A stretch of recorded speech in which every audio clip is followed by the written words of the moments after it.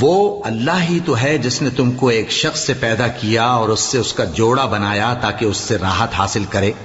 سو جب وہ اس کے پاس جاتا ہے تو اسے ہلکا سا حمل رہ جاتا ہے اور وہ اس کے ساتھ چلتی پھرتی ہے.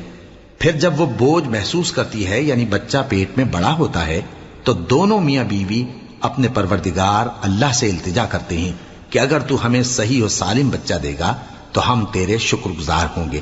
پھر جب وہ ان کو صحیح و سالم بچہ دیتا ہے تو اس بچے میں جو وہ ان کو دیتا ہے اس کا شریک مقرر کرتے ہیں.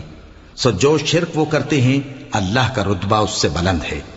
کیا وہ ایسوں کو شریک بناتے ہیں جو کچھ بھی پیدا نہیں کر سکتے اور خود پیدا کیے جاتے ہیں اور نہ ان کی مدد کی طاقت رکھتے ہیں اور نہ اپنی ہی مدد کر سکتے ہیں؟